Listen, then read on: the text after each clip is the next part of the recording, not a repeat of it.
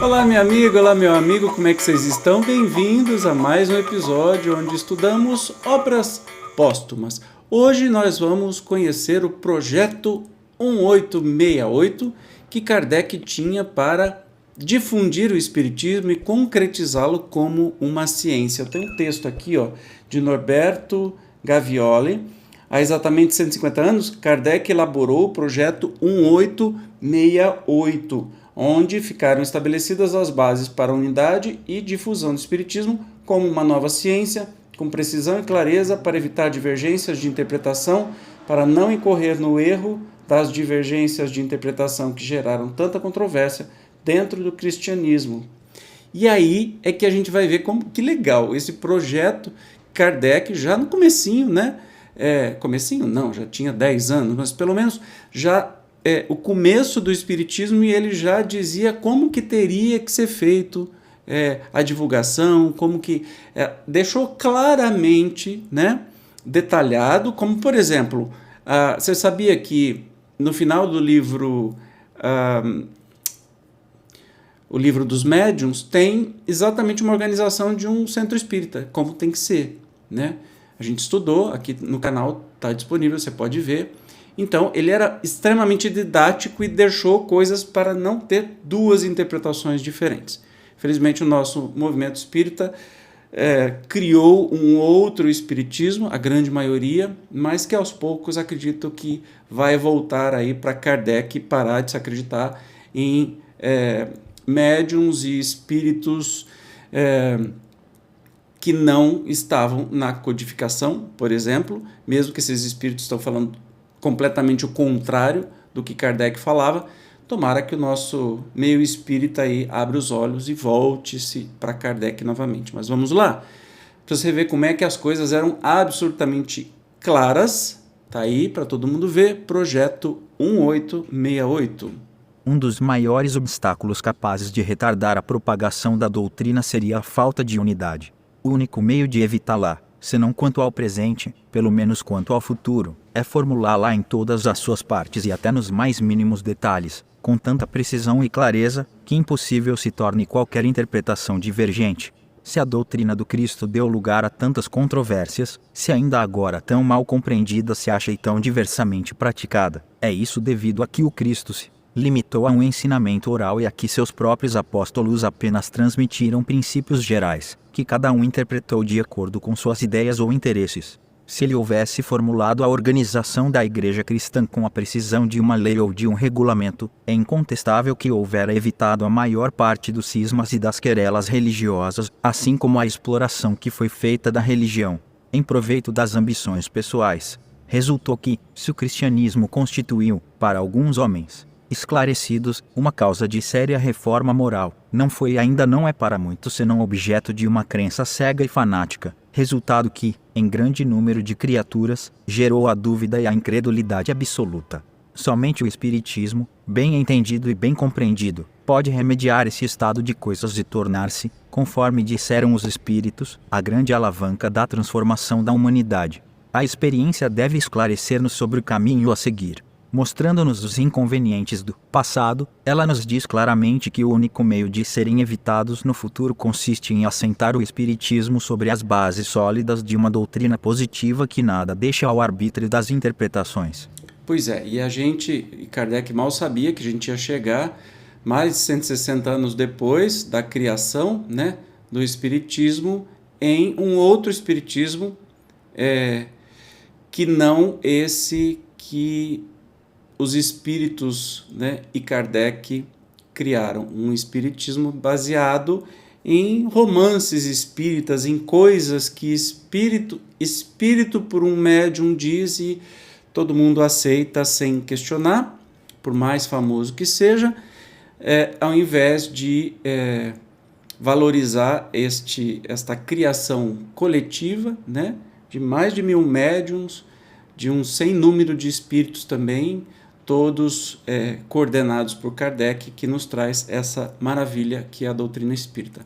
Infelizmente, hoje, as casas espíritas, poucas estudam as obras de Kardec, muitos lugares estudam romances espíritas, né? Então, isso não é espiritismo.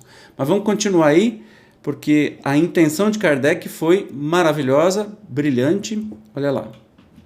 As dissidências que possam surgir se fundirão por si mesmas na unidade principal que se estabeleceria sobre as bases mais racionais, desde que essas bases sejam claras e não vagamente definidas. Também ressalta destas considerações que essa marcha, dirigida com prudência, representa o mais poderoso meio de luta contra os antagonistas da doutrina espírita.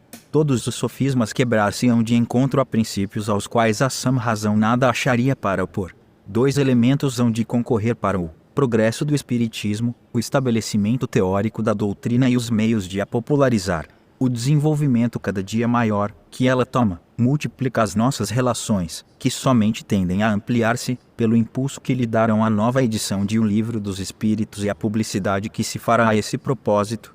Para utilizarmos de maneira proveitosa essas relações, se, depois de constituída a teoria, eu tivesse de concorrer para sua instalação, necessário seria que, além da publicação de minhas obras, dispusesse de meios para exercer uma ação mais direta. Ora, creio fora conveniente que aquele que fundou a teoria pudesse ao mesmo tempo impulsioná-la, porque então haveria mais unidade.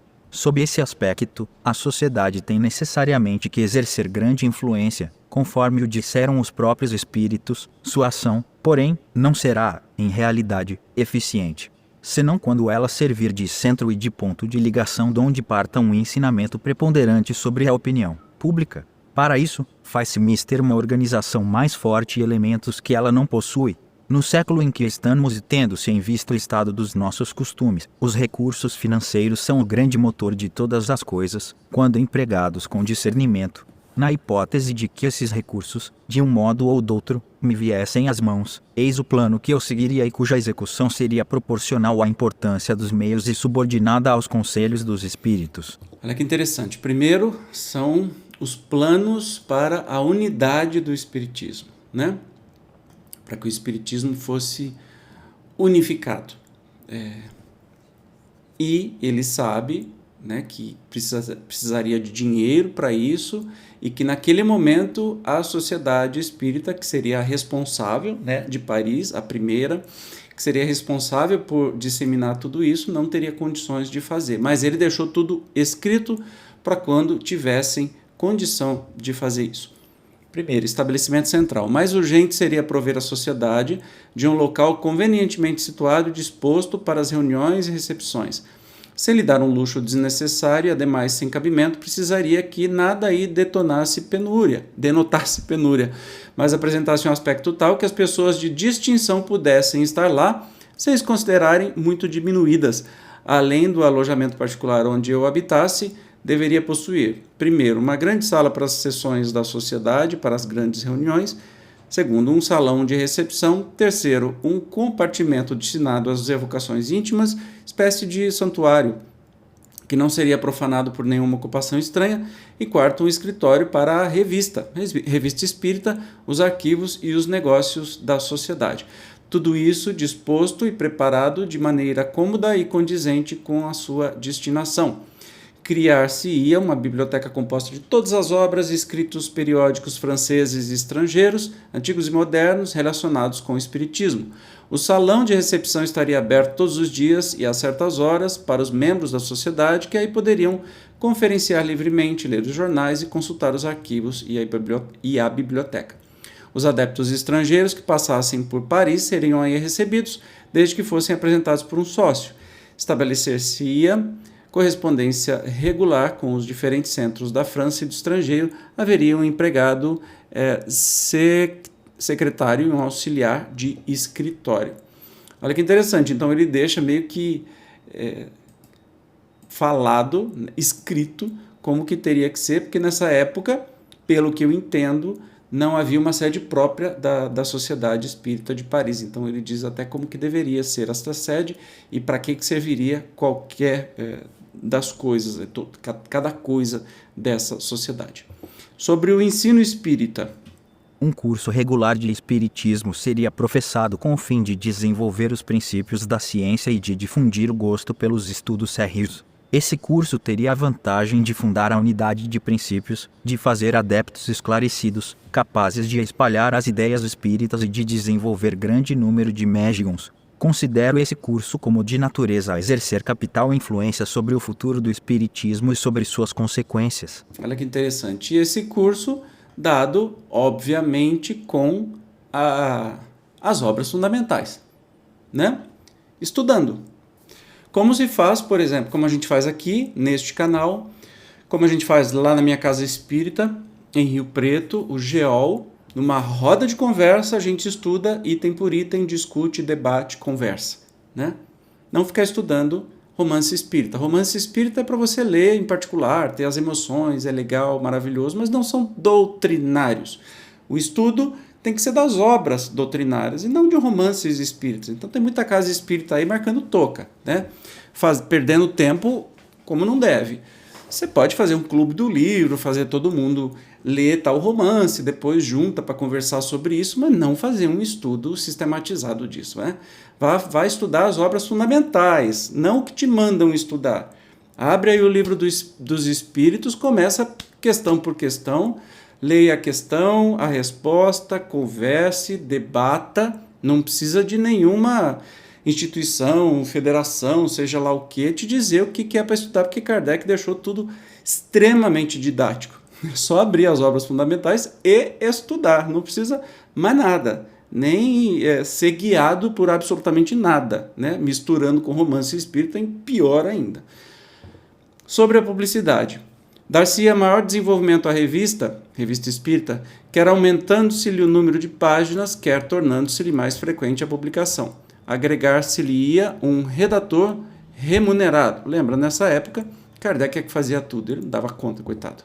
Uma publicidade em larga escala, feita nos jornais de maior circulação, levaria ao mundo inteiro, até as localidades mais distantes, o conhecimento das ideias espíritas, despertaria o desejo de aprofundá-las e, multiplicando-lhes os adeptos, imporia silêncio aos detratores, que logo teriam de ceder diante do ascendente da opinião geral. Olha que legal, ele pensou até sobre a publicidade, como é que deveria divulgar o espiritismo, né? Interessante que a revista só durou enquanto Kardec esteve vivo. Portanto, na verdade, depois é que a gente não tem conhecimento, né? Depois até teve outras publicações da revista e acabaram se encerrando, né? Não foi uma coisa que existe até hoje, por exemplo. Outras coisas depois surgiram, mas aquele trabalho do Kardec meio que se encerrou depois o desencarne dele. Agora, instruções sobre viagens. 2 ou 3 meses do ano seriam consagrados a viagens, em visitar os diferentes centros e a lhes imprimir boa direção.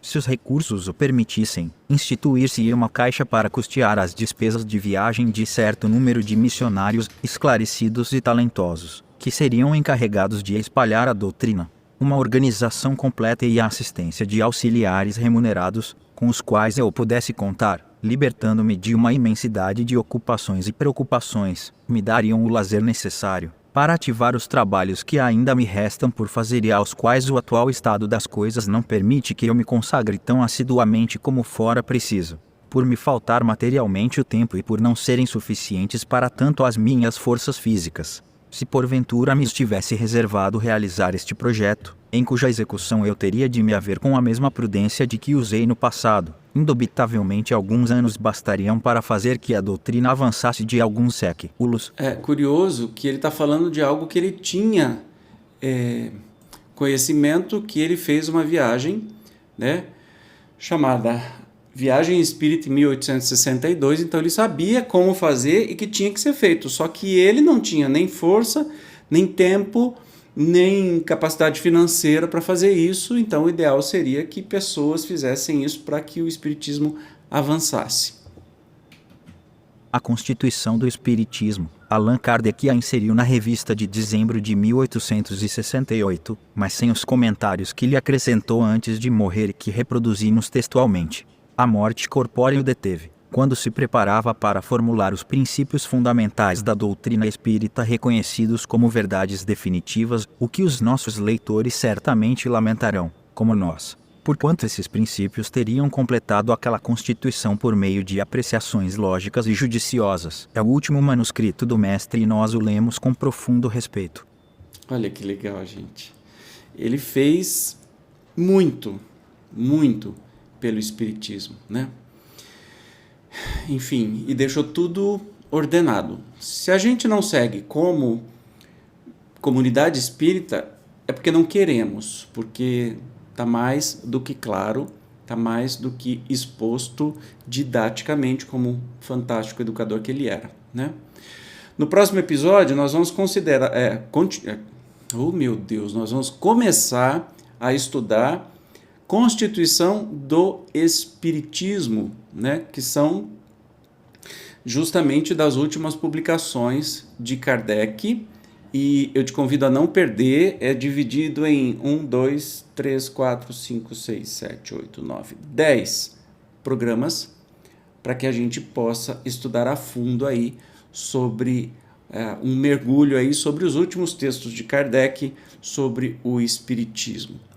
Como sempre, eu te espero. Muito obrigado pela sua gentil presença e até o próximo episódio. Tchau.